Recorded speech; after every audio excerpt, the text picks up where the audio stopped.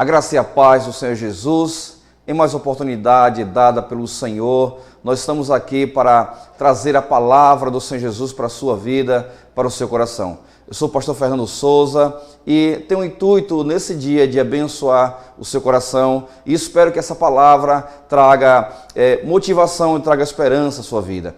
Nessa oportunidade eu quero falar sobre mulheres sábias, casamentos eternos. E isso é algo que a gente precisa estar tratando diariamente. Falar sobre a sabedoria das mulheres e casamentos que deixaram de ser eterno, não porque mudou o princípio, mas porque muitas pessoas deixaram de lutar por ele. Muitas pessoas deixaram de buscar ajuda ou auxílio.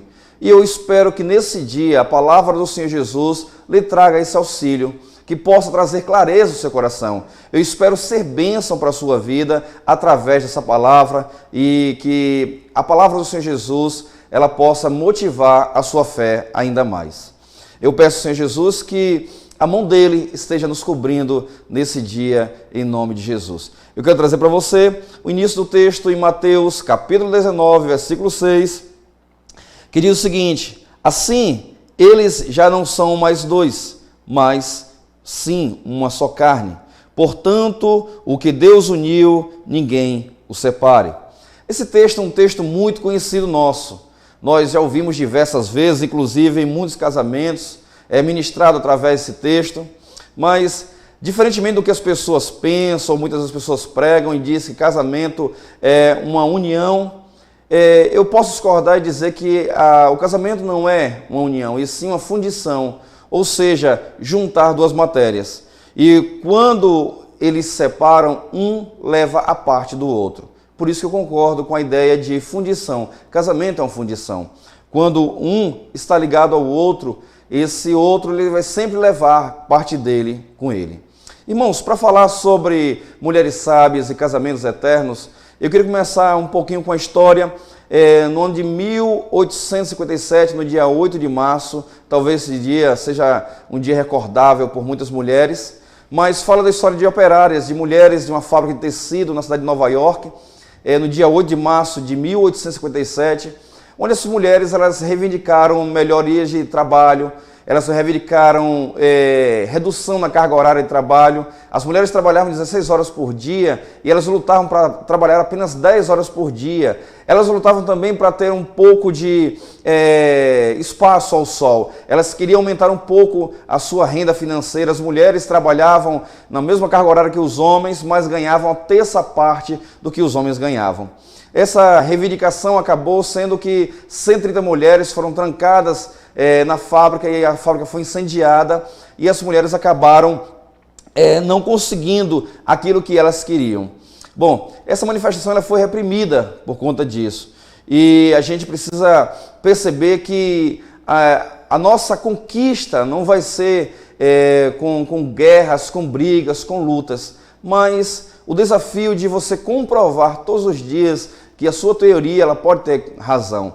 Você pode concluir o que você pensa, o seu raciocínio a partir do que você faz. E você começa a transparecer as lógicas de cada situação.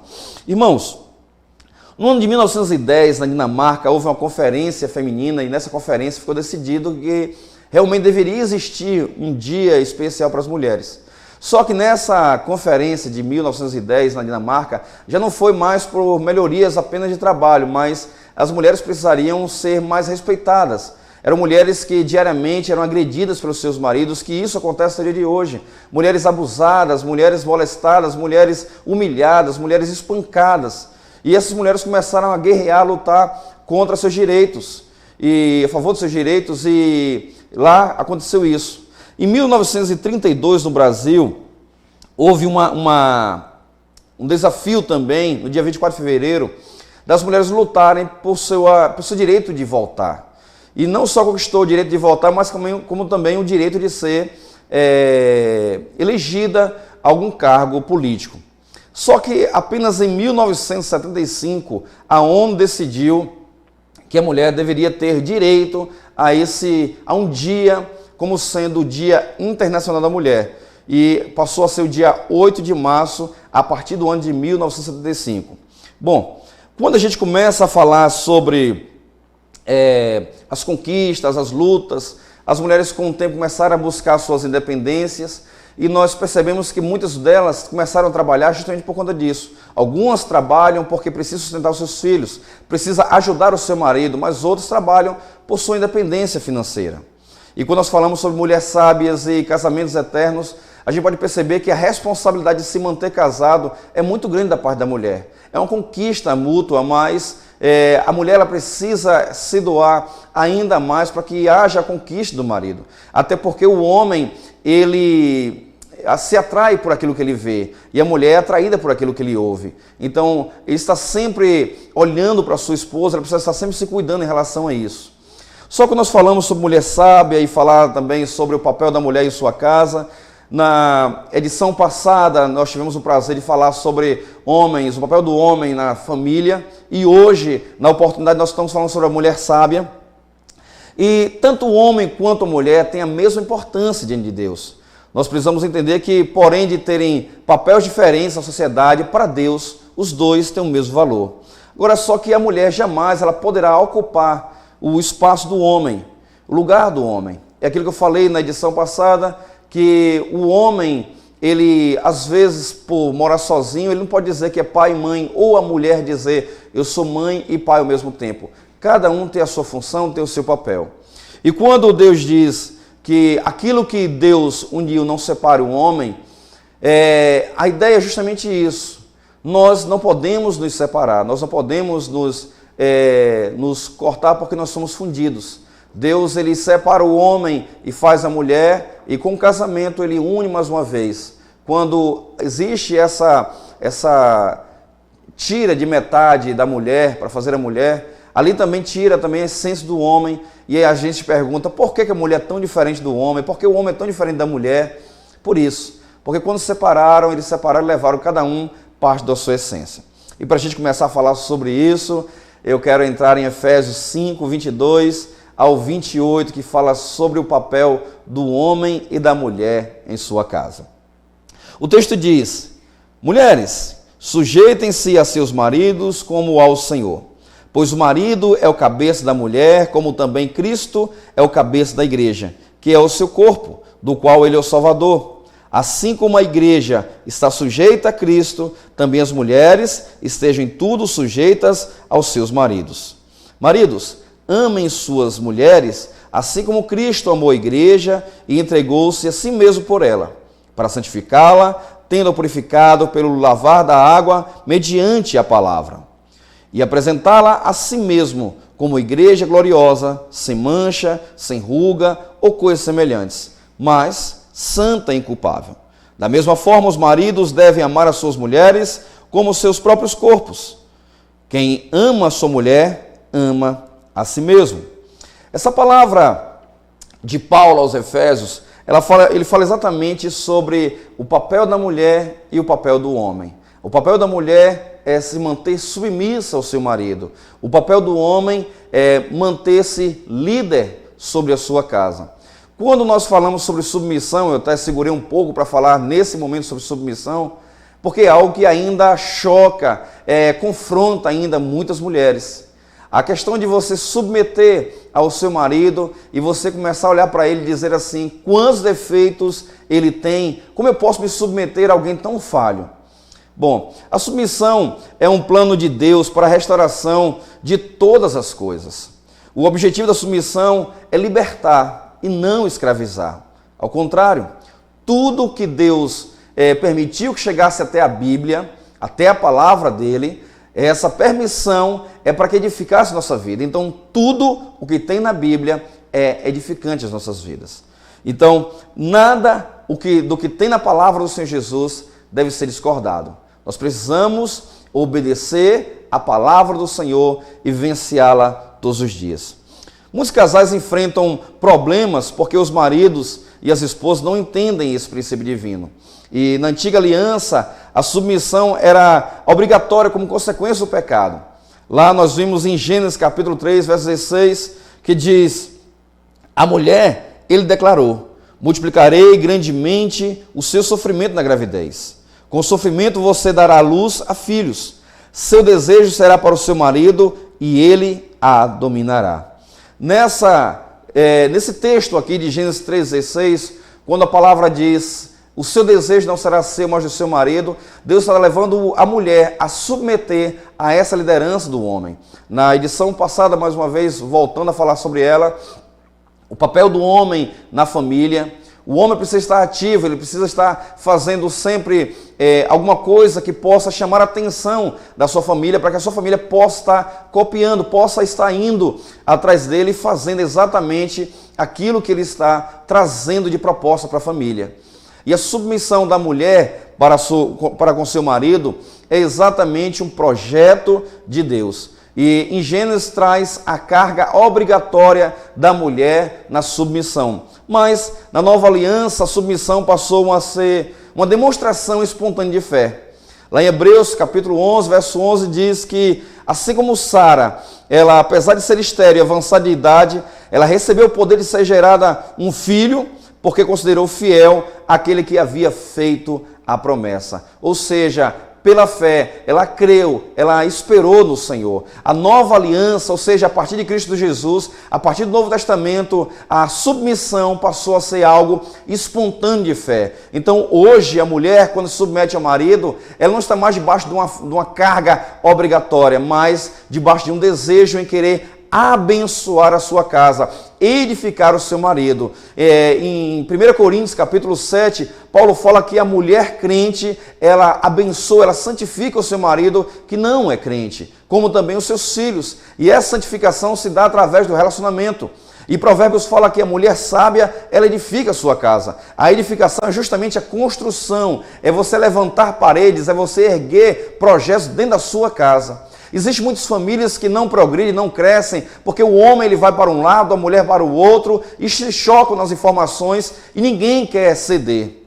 Muitas vezes, em alguns casos, como pastor, e às vezes aconselhando alguns homens a separar suas esposas, eu peço a eles: tenham paciência, amem mais sua esposa, compreenda o que ela quer. E quando eu estou com a mulher, eu procuro também conversar com ela e digo o seguinte: olha, mulher, seja sábia, seja inteligente, procure ganhar o seu marido, como Pedro fala, e nós vamos falar daqui a pouco sobre ele, sobre esse texto que Pedro traz para a gente, na sua primeira carta de Pedro, no capítulo 3, quando ele ensina que a mulher deve respeitar o seu marido, e deve amar o seu marido, e deve honrar o seu marido. Esse desejo de querer honrar o seu marido deve acontecer porque só honra aquele que tem honra. Se a mulher consegue honrar o marido, ela com certeza ela tem honra. E quando a mulher se submete à autoridade do seu marido, ela se posiciona voluntariamente pela fé. Ela vai entendendo que existe uma hierarquia de Deus, existe a autonomia de Deus sobre a sua vida. E quando ela entende que o homem é o cabeça da casa e ela é a auxiliadora da casa, ela começa a entender a hierarquia, ela começa a entender que existe um espaço dela. Irmãs, em nome do Senhor Jesus, o que eu lhes trago nesse dia não é uma conotação de humilhação, até porque a humilhação diante de Deus, isso é perfeito. É isso que nos atrai à presença de Deus. Mas a ideia dessa palavra hoje é a edificação da sua casa, a edificação do seu casamento, que você possa olhar para a esquerda e para a direita e dizer o seguinte: eu sigo o meu alvo, eu sigo a Cristo, eu tenho uma aliança e essa aliança é inquebrável. Muitas vezes a mulher, ela começa a orar e pedir a Deus direção e ora pelo seu casamento, pelo seu marido: Senhor, converte meu marido, o meu casamento, restaura a minha família. Só que o seu testemunho em sua casa, com seu marido, muitas vezes não ajuda. Mas eu quero que você saiba que quando você se submete voluntariamente, pela fé, você entende a hierarquia de Deus e você percebe que Deus estabeleceu uma autoridade sobre o homem, e nessa oportunidade o homem trata a mulher como co-herdeira do trono da graça. E o texto que eu falei de 1 Pedro, no capítulo 3, versículo 1 ao versículo 4, diz: do mesmo modo, mulheres, sujeitem-se aos seus maridos, a fim de que, se alguns deles não obedecem à palavra, sejam ganhos sem palavras, pelo procedimento da sua mulher, observando a conduta honesta e respeitosa de vocês. A beleza de vocês não deve estar nos enfeites exteriores, como cabelos trançados e joias de ouro ou roupas finas. Pelo contrário, esteja no ser interior, que não perece. Beleza demonstrada no espírito dócil e tranquilo, o que é de grande valor para Deus. Esse texto aqui é interessante, irmãos, porque por ser homem, o homem se apaixona por uma figura, a mulher se apaixona pelas palavras. Eu ouvi certa vez o meu pastor que dizia o seguinte, que o homem quando se casa, ele espera que a mulher não mude, mas ela muda. E a mulher espera que depois do casamento ele mude, só que ele não muda. Na verdade, quando se casam, essa fundição entre duas pessoas acaba mudando com o tempo, e eles mudam juntos, eles vão crescendo juntos, eles vão amadurecendo juntos. Um traz uma habilidade de uma área, outro traz de outra, e juntos se completam e formam uma família edificada. E quando Pedro fala, olha, mulheres, que não seja uma preocupação de vocês em enfeites de ouro, em trançados de cabelos, em joias, mas que seja no seu interior. Hoje nós percebemos que as mulheres, elas se preocupam muito em ter uma renda um pouco maior para usar um silicone, para acrescentar alguma parte do corpo, ou tirar uma outra parte, tirar uma cicatriz, diminuir aqui, diminuir ali, acrescentar ali ou aqui, e toda mudança é externa. Mas quando se trata em mudar o interior, fala, não, essa área aqui não se pode mudar. Essa área aí não precisa de cirurgia, apenas do milagre de Deus na sua vida. O intuito de perceber o seguinte, o que eu tenho para apresentar, o que eu tenho para presentear o meu marido é algo interno, é algo que é valioso, e somente o Senhor pode fazer isso na vida da mulher. E quando a mulher entende que essa cirurgia deve ser interna, que esse trabalho deve ser interno, ela permite que ela venha a ser realmente templo do Espírito Santo, morada da glória do Senhor Jesus em sua vida. É o que diz em Gálatas capítulo 5, verso 22, que o fruto do Espírito é amor, bondade, mansidão, domínio próprio. E quando você absorve esse fruto do Espírito, você acaba trazendo para a sua casa o amor, a paz, a alegria, a compreensão. E isso sim é uma edificação, e isso sim é um respeito. Mulheres, submissão não é um sinal de fraqueza. Ao contrário, é uma demonstração de força. Irmãos, quando nós entendemos que ao nos humilharmos, ao nos arrependermos dos nossos erros, ao confessar o nosso pecado, nós estamos alcançando a bênção, a graça do Senhor Jesus. Então, submeter não significa cair a um nível de miséria. Não. Submeter significa obedecer à palavra do Senhor. Irmãos, em nome do Senhor Jesus, que você possa receber essa palavra e você possa entender isso.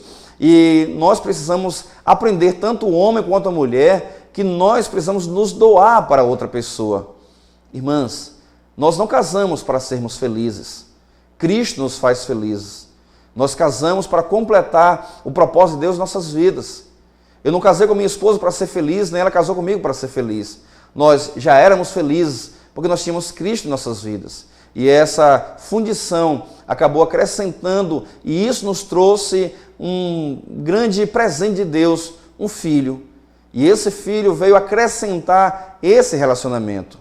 Como é maravilhoso saber que Deus, ele tem poder e ele tem também participação na nossa restauração, participação na nossa vida, e a gente tem um casamento exemplar, um casamento modelo para outras pessoas. Irmãos, para ter um casamento modelo é uma luta diária, mas em Cristo Jesus nós somos mais do que vencedores. Aleluia.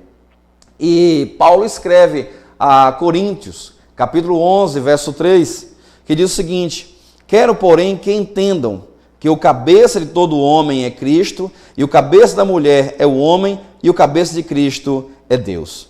Irmãos, esse texto aqui, ele é muito claro. Existe uma hierarquia. Deus, o cabeça de Cristo, Cristo, o cabeça do homem, e o homem, o cabeça de toda mulher.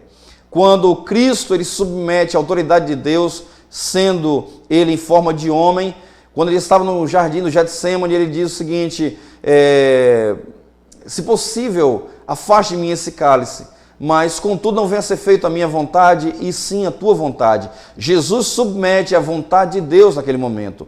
E o homem, ele entende que se submete à vontade de Cristo. É o papel do homem levar Cristo à sua família. É o papel do homem entrar na sua casa e levar para a sua casa as bênçãos de Deus. E o papel da mulher é submeter a autoridade do homem, que está submetido à autoridade de Cristo. Quando o judeu se casa, nós ocidentais nós temos o hábito de entrar na casa, entrar pela porta da casa com a noiva no colo, como uma ação romântica. Só que para o judeu, quando ele passa com a mulher nos seus braços e passa pelos lombrais da porta, ele está dizendo o seguinte: a partir de agora, o seu Deus será o meu Deus, o seu caminho será o meu caminho, a promessa de Deus para a minha vida passará a ser a sua. Não tem como a mulher, o homem acreditar em um Deus e a mulher em outro Deus. É tanto que todo judeu ele tem o mezuzá, ou seja, os textos de Deuteronômio na parede no lombral da sua porta, como promessa de Deus para aquela casa. Então o homem entende as promessas de Deus para a sua vida, porque ele cresceu com esse princípio, e ele cresce, ele leva isso para sua esposa e depois estende para os seus filhos. Quando o homem leva a mulher até o seu braço e atravessa a porta da sua casa, ele está dizendo: a partir de agora, a sua vida é a minha vida. E ambos serão uma só carne. O texto que nós lemos em Mateus. E essa fundição de ambos serem uma só carne, essa junção, é a essência exata de Deus.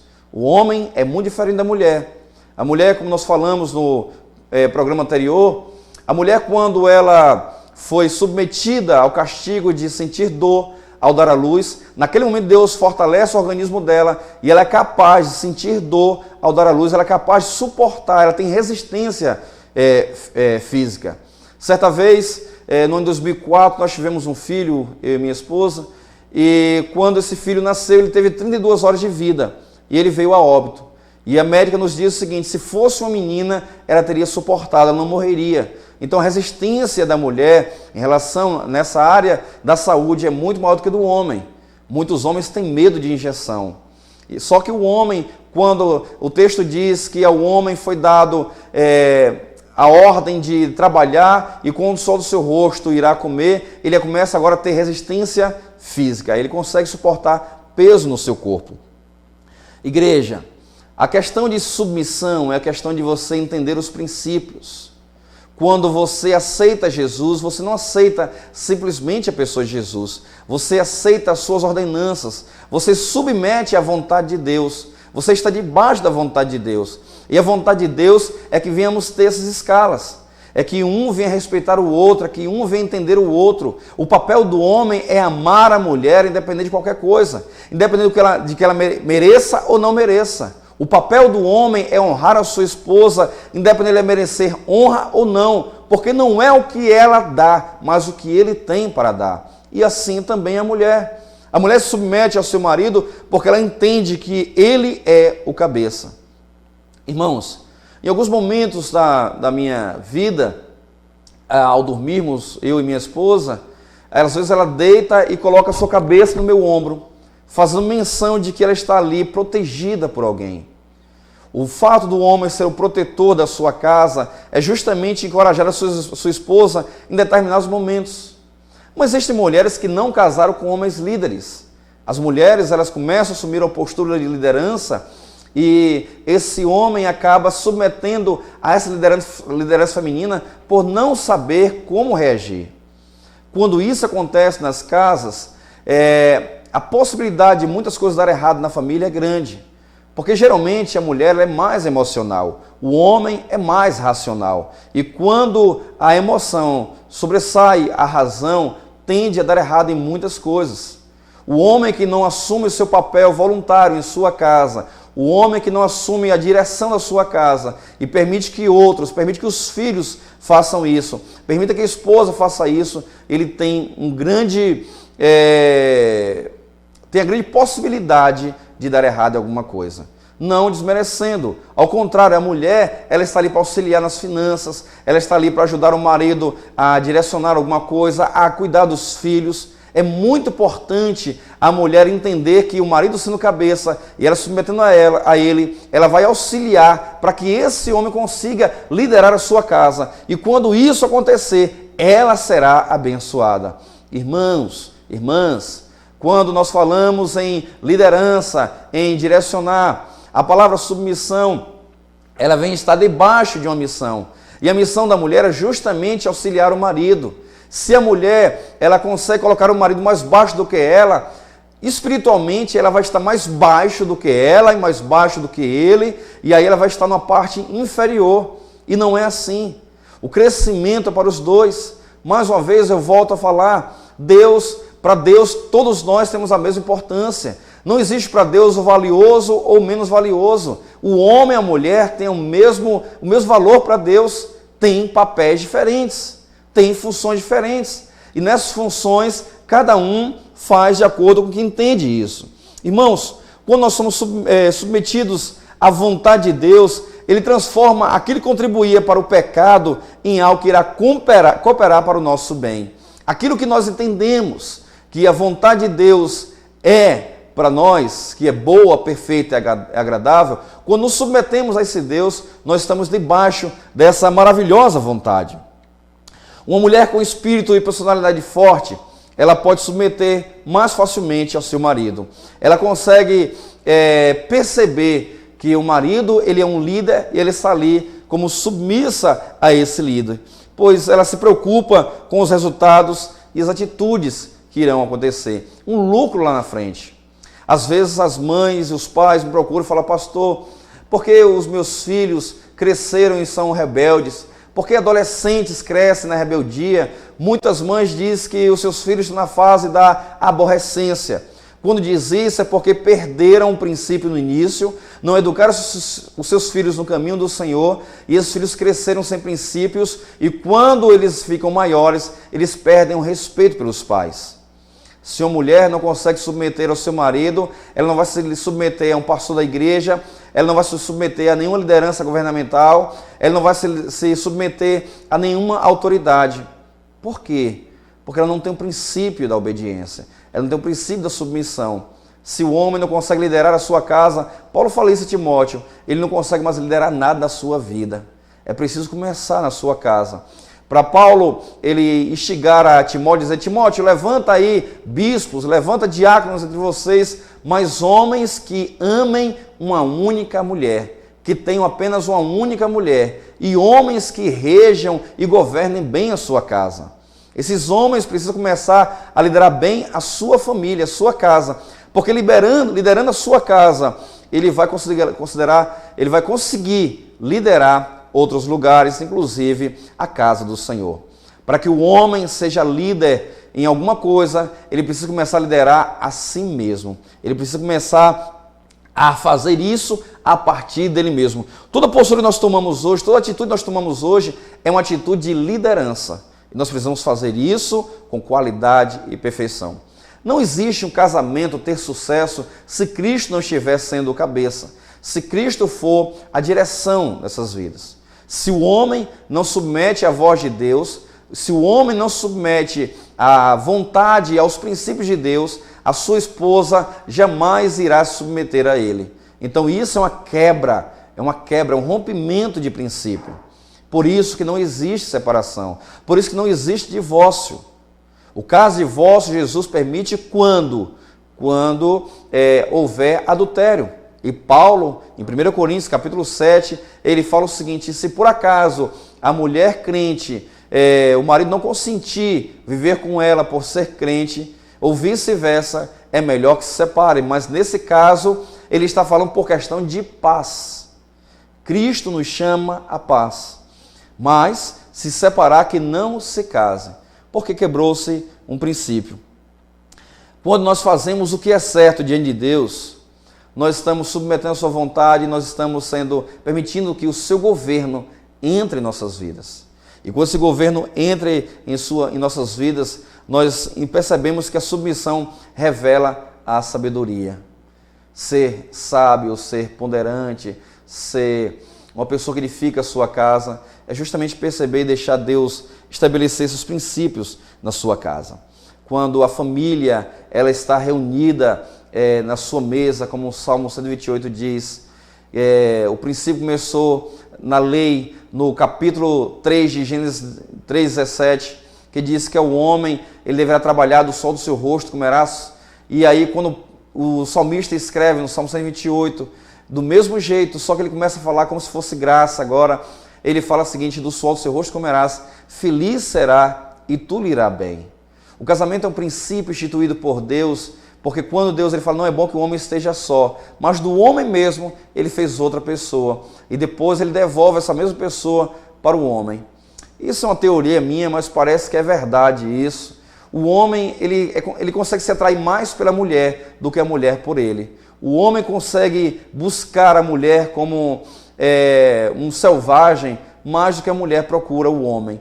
Eu imagino que quando Deus tira a mulher do homem e ele se sente vazio, ele se sente só, ele fala, eu quero de volta, eu quero ter comigo.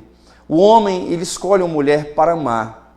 A mulher escolhe um homem para lhe proteger, para se sentir amada. E quando ela precisa se sentir amada, ela precisa se submeter à sua liderança. Igreja, os dias estão passando, a volta de Jesus está cada vez mais próxima e a igreja do Senhor vive em conflitos diários. Conflitos de rebeldia, de rebeliões. O problema de muitas mulheres quererem buscar alguma coisa porque elas se transformam em mulheres ativistas. E esse ativismo entra em sua casa, quando ela se rebela, quando ela confronta o marido e diz, eu não estou aqui para obedecer às suas ordens. Não são ordens que o marido deve dar. O marido deve liderar, ele deve fazer, ele deve tomar isso na frente, para que a mulher siga atrás e submeta a isso. Isso é um conjunto. Se Cristo for o cabeça, o homem, liderado por Cristo, a mulher se submete ao homem. Isso é uma escada. Não tem como dar errado isso. É um princípio cristão. Se seu marido ele não é crente, que seja você, mulher, um exemplo para ele dentro da sua casa. Que ele possa ver em você a mudança, a transformação. Ele queira, ele deseje também esse Cristo, porque assim como mudou a sua vida, pode mudar a dele também. Mas se ele não vê mudança em sua casa, jamais ele irá aceitar a Cristo. Da mesma forma, homens, se você não muda de casa porque você aceitou a Cristo, você continua do mesmo jeito ainda, a sua mulher jamais vai encontrar a Cristo. E se os maridos, se as esposas, eles não conseguem se entender em casa, os filhos também não vão entender. Porque os nossos filhos são os reflexos daquilo que nós fazemos. A postura dele lá na frente irá ser a postura que ele aprendeu em casa. Os filhos rebeldes é a falta de princípio em nossas casas, é a falta de educação em nossas casas. O meu filho, ele não cresceu, ele não aprendeu a orar sozinho, ele não aprendeu a ler a Bíblia sozinho. O meu filho, para ele crescer dentro da palavra, eu preciso estimular a buscar isso, a vivenciar isso. O meu filho tem 5 anos de idade e nós falamos para ele que ter Jesus é a melhor coisa do mundo. E às vezes ele conversa com a outra pessoa e ele percebe, ele pergunta, você é crente? E a pessoa fala que não. Ele começa a falar para essa pessoa que é muito bom e a pessoa deve ser crente também. Claro que com 5 anos de idade ele não vai saber evangelizar, mas ele sabe explicar exatamente o porquê que é bom. E por que eu digo a você nesse dia que é bom servir ao Senhor Jesus? Porque a sua família é transformada quando nós conseguimos estar juntos, eu e minha esposa, e fazemos contabilidades. Nós sabemos que as nossas finanças vão até um determinado dia, a partir desse dia nós não podemos mais gastar, o cartão de crédito ele é dividido para os dois, as contas que entram e o que sai passa pelo crivo dos dois, e quando os dois andam nessa linguagem, a família cresce, a família prospera, a família edificada, o homem participa mais de sua casa, a mulher participa mais da vida do homem. Isso evita traição, adultério, agressões físicas, agressões morais. Isso evita que filhos cresçam rebeldes, porque nós perdemos o princípio da palavra e nós queremos que as coisas corrijam, se consertem apenas com a imposição de mãos do pastor na cabeça. Muitas vezes fala assim, pastor, ora por minha vida, precisa de uma bênção. E nós oramos pela pessoa e a pessoa sai dali com a palavra na sua vida. Mas se ela não mudar, se ela não transformar a sua casa através do seu testemunho, ela não viverá a bênção. Porque bênção não é um pouquinho de gotas que um pastor coloca uma mão em posição de mãos. Mas a Bíblia fala que as bênçãos correrão atrás daqueles que creem. A palavra crer significa abrir mão de tudo e seguir. E quando você abre mão de tudo e segue a Cristo, você vai em direção a Ele, você submete à vontade dEle, você deixa para trás tudo que você entende e você percebe o que é certo. E você começa a seguir nessa condução de Cristo Jesus. Nossas casas são presas fáceis para Satanás. Para Satanás entrar em nossas casas é muito simples, é muito fácil. Basta que as novelas sejam o centro das suas casas. Basta que programas de TVs imorais, obscenos, façam parte da sua família. Basta que diálogos indecentes compartilhem na sua mesa. Brincadeiras ou comentários ou até críticas. Ou muitas vezes murmurações em suas casas. Se isso faz parte da sua vida, é muito fácil para Satanás destruir a sua família. Mas se Cristo for o centro, se você reunir a sua família ao redor de sua mesa todos os dias e colocar ela debaixo da cobertura espiritual, eu entendo que eu abençoo a minha família não como pastor, mas como um pai, como um sacerdote. Essa é a minha função. E a função da sacerdotisa é justamente servir ao sacerdote. Irmãos, que a gente possa entender que a submissão é a palavra de Deus. Não debaixo de um governo, autoridade humana que vai nos levar a princípios errados, que vai nos levar à falência. Quantas mulheres falam, pastor, meu marido a vida toda bebendo, a vida no mundo se prostituindo. Se você não orar por ele e se você não conquistar o seu marido de volta, o Satanás vai lhe conquistar há muito tempo. E Satanás vai destruir a sua família por falta de postura nossas. Nós precisamos conquistar as nossas esposas todos os dias. Mais uma vez, como eu falei na edição passada, não apenas com flores. Eu não vou ter sempre condições de dar flores para ela, nem dar uma joia cara. Eu preciso dar amor para ela, para que ela veja em mim que eu não estou comprando com objetos, mas com as minhas atitudes. Alguns homens dão flores ou presentes para suas mulheres para tentar conquistar o seu perdão ou ter a sua atenção de volta. As mulheres, muitas vezes magoadas, feridas, recebem aqueles presentes, se encantam com os presentes, mas o coração continua com um rombo, porque a alma da mulher, o sentimento dela não se compra, mas sim se conquista.